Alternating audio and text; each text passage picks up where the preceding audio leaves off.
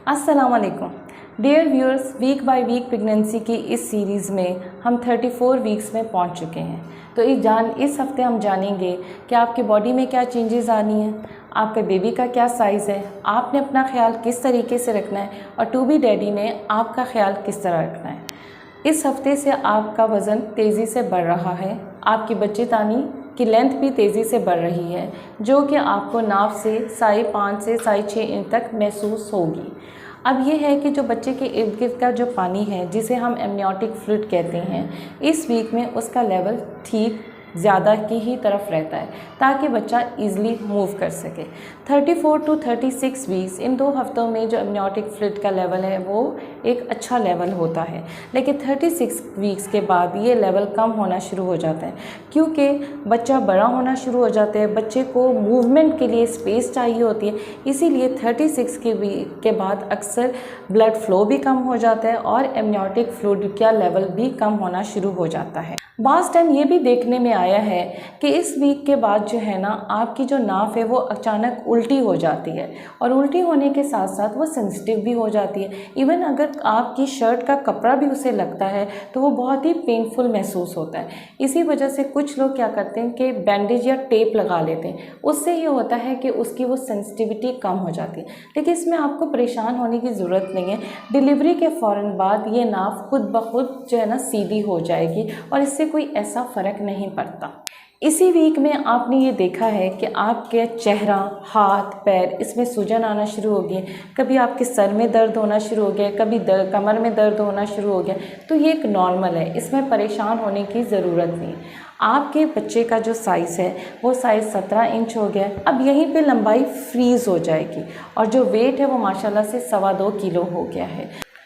बच्चे के जो स्किन है उसके ऊपर फ़ैट की एक लेयर आना शुरू हो गई। ये फ़ैट की लेयर बहुत ही इंपॉर्टेंट है क्योंकि डिलीवरी के बाद यही फ़ैट की लेयर उसे बाहर के जो इन्वायरमेंट है, टेम्परेचर है, उससे उसे महफूज रखेगी। बच्चे की फेस की डेवलपमेंट पूरी तरह हो चुकी हुई है। जो ब्रेन और स्पाइनल कॉर्ड है, जो नर्व्स हैं, वो प्रॉपरली फंक्शन करना शुरू हो गए। असल में जो लंग्स हैं वो सबसे एंड पे मैच्योर होते हैं। लेकिन अगर वक्त से पहले इस टाइम भी इस वीक में ये डिलीवरी हो जाती है तो परेशान होने की ज़रूरत नहीं है, बच्चा इसमें भी नॉर्मल सांस ले सकता है, तो इसमें घबराने की ज़रूरत नहीं है। अब मैं आपको बताऊंगी कि आपने अपना ख्याल किस तरीके से रखना है। देखिए जी, इस वीक में आपने अपने डॉक्टर के पास जाना है। डॉक्टर आपका जो है ना प्रॉपर मुआयना करेगा, जिसमें वो आपके पेट का मुआयना करेगा। पेट के मुआयने में हाथ लगा के ये चीज़ पता चल जाती है कि ग्रोथ ठीक चल रही है कि नहीं चल। अगर उसके पेट से लगता है उसे कि फंडल हाइट कम है तो वो फ़ौरन आपको अल्ट्रासाउंड का मशवरा देता है, जिसको हम डॉपलर अल्ट्रासाउंड भी कहते हैं, कलर डॉपलर अल्ट्रासाउंड। इसमें हमें पता चलता है कि बेबी की ग्रोथ क्यों कम हो रही है, क्या उसकी तरफ ब्लड की सप्लाई कम जा रही है या कोई और वजह है। इस वीक में एक बहुत ही इम्पॉर्टेंट जो है ना वो है लेबर रूम का टूर। अगर आपने अभी तक लेबर रूम का टूर नहीं किया तो ज़रूर एक राउंड लगा लें। उसकी वजह यह है कि आपको पता होना चाहिए कि आपकी डिलीवरी कहाँ होने वाली है और वहाँ पे क्या क्या होगा। इसमें बहुत ही इम्पॉर्टेंट है स्टेजेस ऑफ लेबर। इसके बारे में मैं आपको बताऊंगी कि ये कितना इम्पॉर्टेंट है। हर हामला खातून दूसरी हामला खातून की जो डिलीवरी होती है वो एक दूसरे से मुख्तलिफ होती है। ये 8 घंटे में भी हो सकती है और 24 घंटे में भी हो सकती है और इसके लिए 3 स्टेजेस ऑफ लेबर हैं।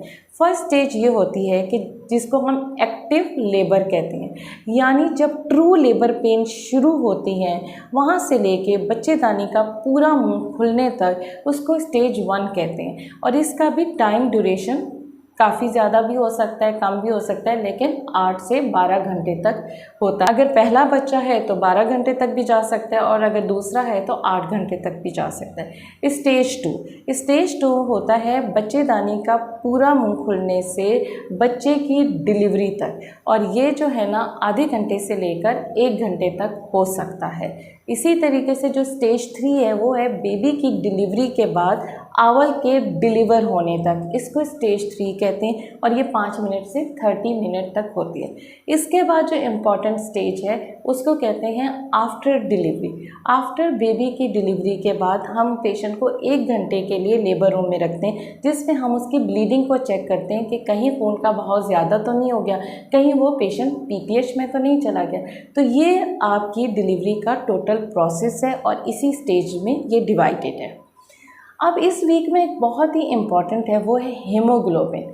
यानी इसी वीक में हमने हीमोग्लोबिन कंसंट्रेशन करनी है, यानी आपकी बॉडी में एचबी का लेवल क्या है, क्योंकि एचबी का जो लेवल है वो आपके लिए, आपके बच्चे के लिए और डिलीवरी के प्रोसेस के लिए बहुत इम्पॉर्टेंट है। हम 28वें हफ्ते पे एचबी लेवल करवाते हैं। अगर एचबी लेवल कम होता है तो फ़ौरन हम या तो आयरन की टैबलेट में इजाफा करते हैं या आयरन की टैबलेट को चेंज करते हैं और फिर ये रिपीट एचबी करवाते हैं। ये इसलिए ज़रूरी है कि अगर ये एचबी कम रही तो आपके बच्चे को अनीमिया हो सकता है, आपकी डिलीवरी के प्रोसेस में प्रॉब्लम हो सकती है, वक्त से पहले डिलीवरी हो सकती है, डिलीवरी के प्रोसेस में अगर खून का बहाव ज़्यादा हो गया तो जो है ना पेशेंट शॉक में जा सकती है, वो उसको बर्दाश्त नहीं कर सकती और फिर बाहर से हमें ब्लड ट्रांसफ्यूजन भी करवानी पड़ सकती है।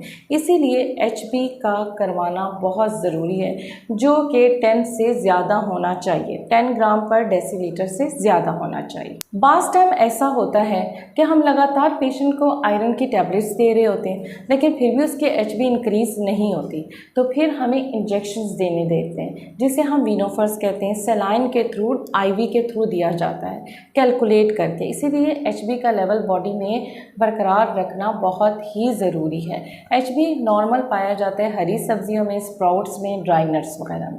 अब मैं आपको बताऊंगी कि आपके हस्बैंड ने आपका ख्याल किस तरीके से रखना है। देखें जी, वक्त बहुत कम रह गया है, बहुत ही जल्दी इंशाल्लाह जो है ना आप अपने बेबी से मिलने वाले हैं, लेकिन यही टाइम है जिसमें आपने अपनी मिसेस का ख्याल रखना है और वो ये है कि आपने ये देखना है कि आपकी मिसेस जो है ना ओवरवेट तो नहीं हो रही, क्योंकि हर हफ्ते जो है ना 0.5 kg जो है ना इसका वेट बढ़ना चाहिए। अगर वेट ज़्यादा बढ़ना शुरू हो गया तो इसका मतलब ये है कि आपको कॉन्शियस रहना चाहिए कि कहीं ऐसा ना हो कि ब्लड प्रेशर तो नहीं बढ़ रहा। पास्ट टाइम ये चीज़ें हमसे मिस हो जाती हैं, इसीलिए बहुत ज़रूरी है कि मेरा एक मशवरा है कि आप एक ब्लड प्रेशर की मशीन घर में रख लें ताकि फ़िक्स टाइम पे जो है ना वो बीपी चेक करते जाएं, जो कि एक सही एक्यूरेट, बहुत एक्यूरेट तो नहीं लेकिन एक्यूरेट रीडिंग देती है। तो उस ब्लड प्रेशर को जो है ना जब आप नोट करना शुरू हो जाएंगे तो आपको आइडिया हो जाएगा कि वो बीपी ज़्यादा है कि नहीं। अगर ऊपर वाला ब्लड प्रेशर 140 से ज़्यादा है जिसे हम सिस्टोलिक कहते हैं और नीचे वाला 90 मिलीमीटर ऑफ मर्करी से ज़्यादा है तो इसका मतलब ये है कि पेशेंट को फ़ौरन डॉक्टर के पास लेके जाना। अगर आपको नहीं आता तो आप अपनी किसी भी नर्स से भी जाके सीख सकते हैं, तो ये बहुत ज़रूरी है। घर में बुज़ुर्ग वगैरह भी होते हैं, हम उनके लिए भी इस्तेमाल कर सकते हैं, तो इसलिए मेरा ये सलाह है कि आप जो है ना ब्लड प्रेशर की मशीन ले लें। इसी तरीके से आप अपनी मिसेस का ख्याल रख सकते हैं। अपना बहुत ज़्यादा ख्याल रखिए और मेरी अगले आने वाली वीडियो का इंतज़ार करें।